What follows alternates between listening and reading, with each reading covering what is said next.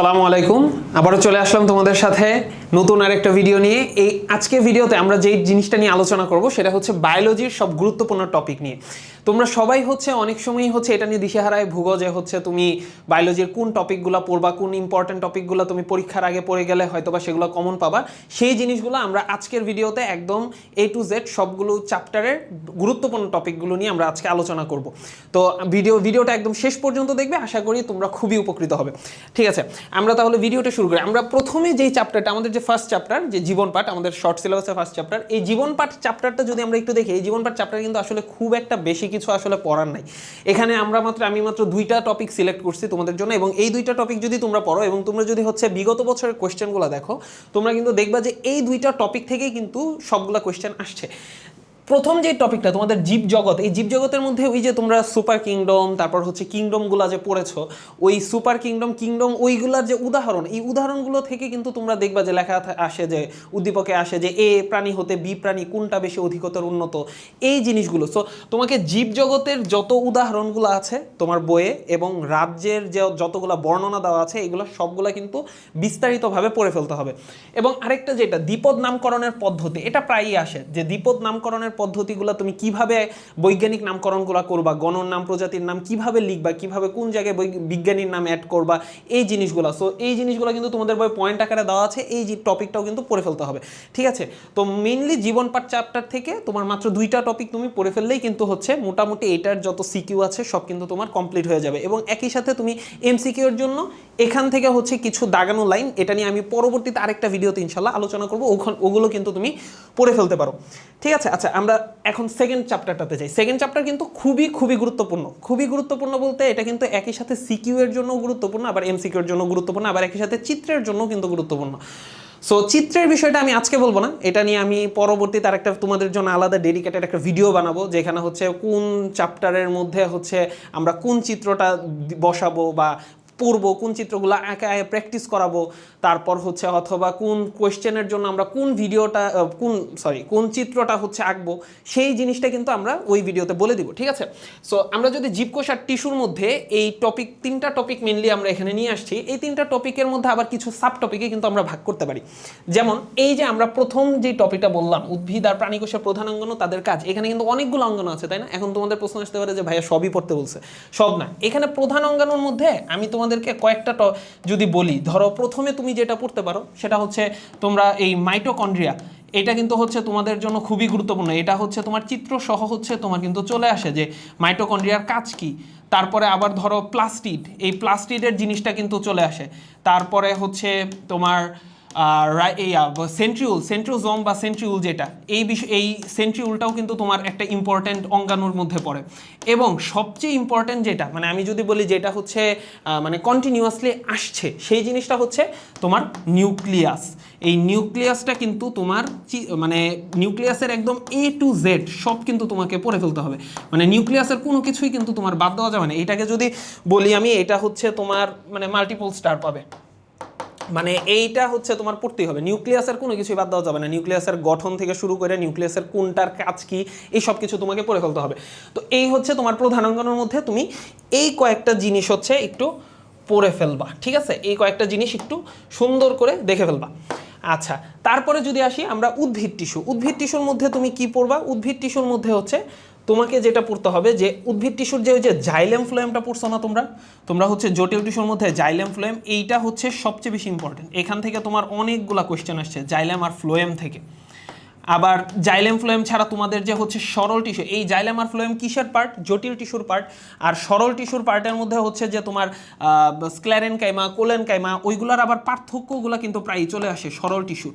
উদ্ভিদের যে সরল টিস্যু আছে ওইটার পার্থক্যটা কিন্তু প্রায় সময়ই চলে আসে। সো মেইনলি ইম্পর্ট্যান্ট আমার এই জাইলেম আর ফ্লোয়েমের যে বিষয়টা, এইটা কিন্তু তোমার পার্থক্য, কাজ, কোনটার কাজ কি, এটার আবার চিত্র সহ চলে আসে। চিত্র নিয়ে আমি যেটা বললাম যে পরবর্তীতে আরেকটা ভিডিওতে আলোচনা করব।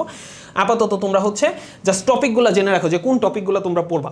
আর প্রাণী টিস্যুর মধ্যে ইম্পর্ট্যান্ট সবচেয়ে ইম্পর্ট্যান্ট আমি যদি বলি, পেশি টিস্যুটা সবচেয়ে বেশি তোমাদেরকে পড়তে হবে, সবচেয়ে ভালো করে পড়তে হবে। পেশি টিস্যুর প্রতিটার কাজ ভালো করে পড়বা। তারপর স্নায়ু টিস্যু বা তোমার নার্ভাস সিস্টেম যেটা, সেইটার কাজগুলো ভালো করে পড়বা। ঠিক আছে, তো মোটামুটি এই কয়েকটা টপিক যদি তুমি পড়ে ফেলতে পারো, এই কয়েকটা টপিক যদি তুমি পড়ে ফেলতে পারো, তাহলে আমি আশা করি যে হচ্ছে যে তোমার এই চ্যাপ্টারের উপর মোটামুটি পুরা প্রস্তুতিটা কিন্তু কমপ্লিট হয়ে যাবে। ঠিক আছে, এরপরে যদি হচ্ছে আমরা যাই, এরপরে দেখো কোষ বিভাজন চ্যাপ্টারে আমরা আসি। কোষ বিভাজন চ্যাপ্টারের মধ্যে তোমার এখানেও কয়েকটা সিলেক্টেড টপিক আছে। এখানে তোমরা সবাই জানো যে হচ্ছে এই যে ফার্স্টের যে ইয়াটা মাইটোসিস আর এর পর্যায়সমূহ, মাইটোসিস আর এর পর্যায়গুলোর মধ্যে হচ্ছে তোমার যতগুলা পর্যায় আছে মাইটোসিসের, যে prophase, prometaphase, metaphase, anaphase, telophase, এগুলো সবগুলোর চিত্রসহ এবং ধাপগুলা তোমাকে পড়ে ফেলতে হবে, কারণ এখান থেকে অনেকগুলা কোয়েশ্চেন আসে। এটাকে তোমার হচ্ছে মানে অনেক অনেক ইম্পর্টেন্ট একটা টপিক। ঠিক আছে, এরপরে মাইটোসিসের গুরুত্ব, এটাও একটা ইম্পর্টেন্ট টপিক, এটাকে আমি 3 স্টার দিতে পারি। এখানে তোমার কি কি কোন কোন ক্ষেত্রে আমার মাইটোসিসগুলো লাগে। এরপরে জনন কোষ উৎপাদনে তোমার মিওসিসের ভূমিকা, মিওসিসের গুরুত্ব, জনন কোষ উৎপাদনে মিওসিসের গুরুত্ব কোনটা, ওই যে তোমরা ওই যে দেখছো না তোমার বইয়ে কিন্তু একটা সুন্দর করে চিত্র দেওয়া আছে যে 2n থেকে 2টা n হয়েছে, তারপর আবার 2টা n থেকে আরও 2টা n, মানে 4টা, মানে একটা জনন মাতৃকোষ থেকে কিভাবে 4টা জনন কোষ তৈরি হয় সেটার প্রক্রিয়াটা কিন্তু তোমাকে সুন্দর করে পড়ে ফেলতে হবে। এবং লাস্ট যে এই কোয়েশ্চেনটা কিন্তু মানে কমন একটা কোয়েশ্চেন, মানে ঘতে এই কোয়েশ্চেনটা আসেই, যে হচ্ছে জীবনের ধারাবাহিকতা রক্ষায় মিওসিসের কোষ বিভাজনের গুরুত্বটা কি। সো এই টপিকটা কিন্তু তোমার পড়ে ফেলতে হবে। এটা তোমার এমসিকিউ, এই যে টপিকগুলো আছে এই টপিকগুলো কিন্তু এমসিকিউ এর জন্য গুরুত্বপূর্ণ, সিকিউ এর জন্যও কিন্তু খুবই গুরুত্বপূর্ণ। আচ্ছা, তারপরে যদি আমরা দেখি, আমরা দেখবো হচ্ছে জীবনী শক্তি চ্যাপ্টার। জীবনী শক্তি চ্যাপ্টার হচ্ছে অনেক অনেক ইম্পর্ট্যান্ট একটা চ্যাপ্টার। এই জীবনী শক্তি চ্যাপ্টারে হচ্ছে তোমার যদি আমি বলি, এখানে আসলে টপিকে আলোচনা করা হয়েছে মেনলি 2টা, তাই না, সালোক সংশ্লেষণ আর শ্বসন। এই 2টা টপিকের মধ্যে তোমার যদি আমি একটু ভেঙে ভেঙে বলি, প্রথমে কি আছে, প্রথমে আমার এই সালোক সংশ্লেষণ প্রক্রিয়া, এই সালোক সংশ্লেষণ প্রক্রিয়ার মধ্যে আমার কি কি আছে। সালোক সংশ্লেষণের প্রক্রিয়ার মধ্যে হচ্ছে আমার ধরো তোমার আলোক নিরপেক্ষ পর্যায়, আলোক নির্ভর পর্যায়, এই জিনিসগুলো কিন্তু কন্টিনিউয়াস আছে।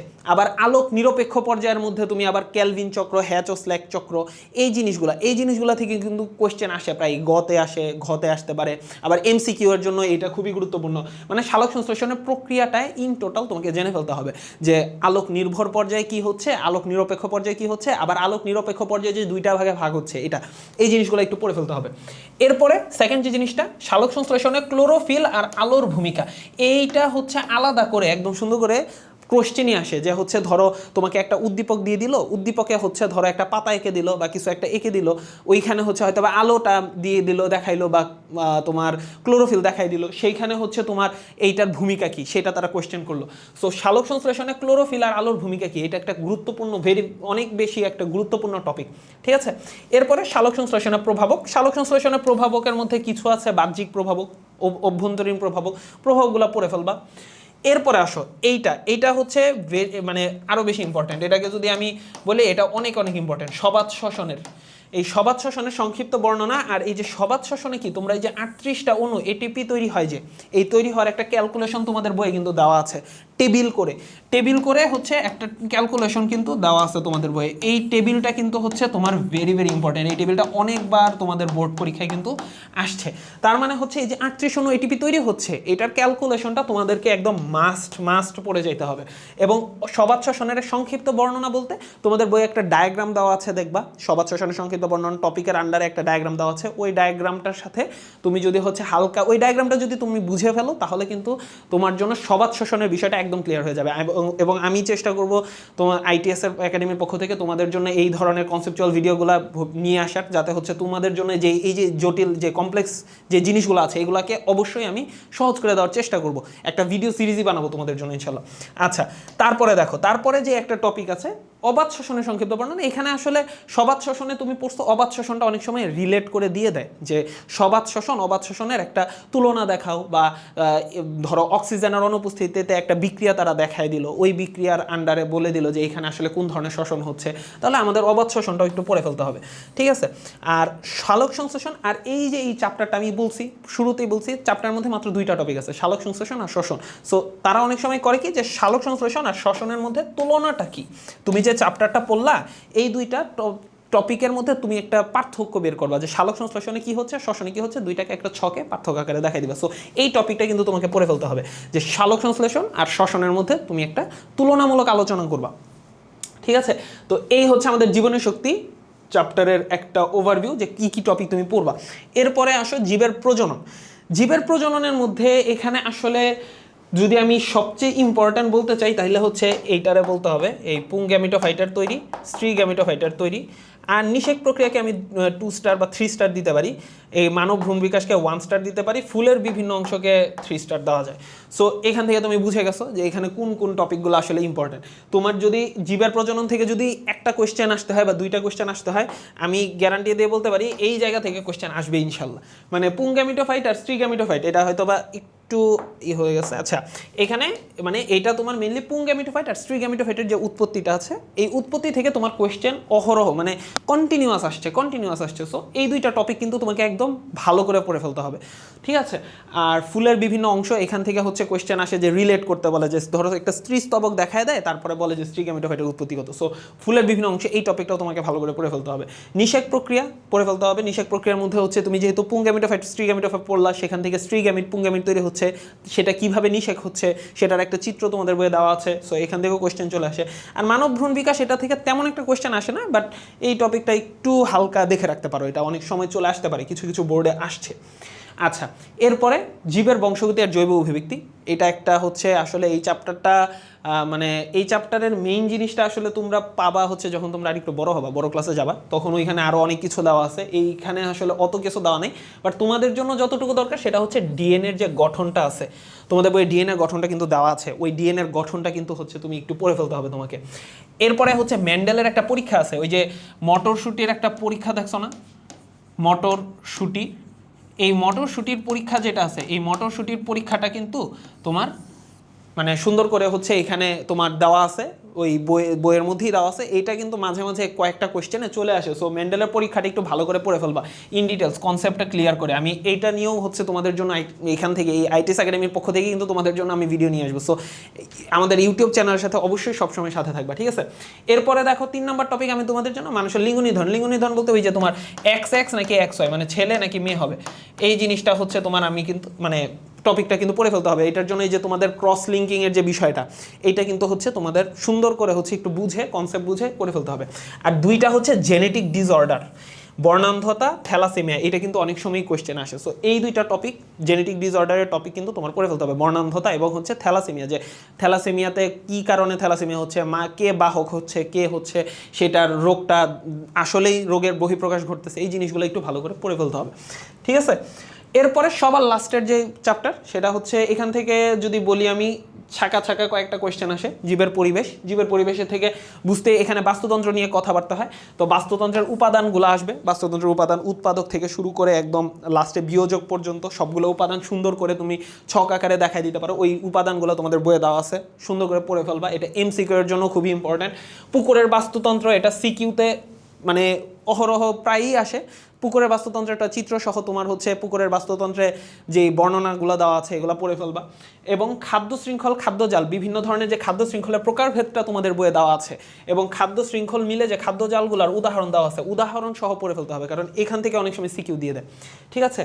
এরপরে এই যে পুষ্টি প্রবাহ, শক্তি প্রবাহ, সবচেয়ে ইম্পর্ট্যান্ট হচ্ছে এই শক্তি প্রবাহটা। পুষ্টি প্রবাহের চাইতে শক্তি প্রবাহটা বেশি ইম্পর্ট্যান্ট, কারণ অনেকগুলো কোয়েশ্চেন আসছে তোমার এই বাস্তুতন্ত্রে শক্তির কিভাবে প্রবাহ হয়, শক্তির যে একমুখী প্রবাহ হয়, জাস্ট একটা দিকের প্রবাহ হয়, এইটা কিভাবে হয়, বিভিন্ন ট্রফিক লেভেলে শক্তির কি মধ্যে সম্পর্ক কি, যে এক ট্রফিক লেভেলে থেকে আরেক ট্রফিক লেভেলে কিন্তু শক্তির পরিমাণটা কমতে থাকে, এই টপিকগুলো কিন্তু তোমার পড়ে ফেলতে হবে। শক্তির যে পিরামিড, তোমাদের বই কিন্তু শক্তির পিরামিড নিয়ে আলোচনা করা আছে। সো ওই জিনিসটা একটু এই টপিকের মধ্যে একটু মানে কোরিলেট করে পড়ে ফেলতে হবে, ঠিক আছে। এরপরে সবার লাস্টে যেটা, এইটা আসলে এত ইম্পর্টেন্ট টপিক না, বাট তাও এটা আমি রাখছি কারণ এটা অনেক সময় তোমাদের জ্ঞানমূলক অনুধাবনে চলে আসতে পারে, যে সিম্বায়োজিয়াম কাকে বলে, অথবা হচ্ছে তোমার কি কমেন্সালিজম কাকে বলে, এই জিনিসগুলো হচ্ছে তোমার বিভিন্ন জীব একটা আরেকটার সাথে কি রিলেশন, ওই জিনিসটা বোঝার জন্য এটা অনেক সময় তোমার জ্ঞানমূলক অনুধাবন এগুলোতে চলে আসতে পারে। সো এই টপিকটাও কিন্তু কিছুটা মানে ইম্পর্টেন্ট হচ্ছে তোমার জ্ঞানমূলক অনুধাবনের জন্য। এখান থেকে হয়তো বা সৃজনশীল এত বেশি আসবে না। সো সৃজনশীল আসার মতো যদি আমি বলি তাহলে হচ্ছে এটা তোমার এই প্রথম 4টা টপিক, প্রথম 5টা টপিকের মধ্যে কিন্তু জীবের পরিবেশের মধ্যে পড়ে যায়। যে প্রথম 5টা টপিকের মধ্যে আরও যদি স্পেসিফিকলি বলি তাহলে এই লাস্টের 2টা টপিক হচ্ছে বেশি ইম্পর্টেন্ট। তারপরে হচ্ছে খাদ্য শৃঙ্খল, পুকুরের বাস্তুতন্ত্র, এই জিনিসগুলো একটু ইম্পর্টেন্ট, ঠিক আছে। তো এই হচ্ছে আমি আশা করি যে হচ্ছে এই জিনিসটা সবগুলো আমি তোমাদেরকে বুঝাইতে পারছি যে হচ্ছে কোন টপিকগুলো, এবং আশা করি যে হচ্ছে টপিক সিলেকশনে এখন আর তোমাদের কোনো ঝামেলা হবে না যে কোন চ্যাপ্টারে গিয়ে কোন টপিকটা তুমি পড়বা।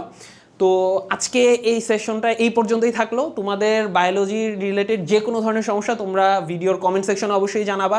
আইটিএস একাডেমির সাথে থাকো, কারণ তোমাদের জন্য পড়াশোনাকে সহজ করে তোলার জন্য আমরা সবাই একসাথে আছি। তোমাদেরকে নিয়েই আমাদের সফলতার অগ্রযাত্রা শুরু হবে।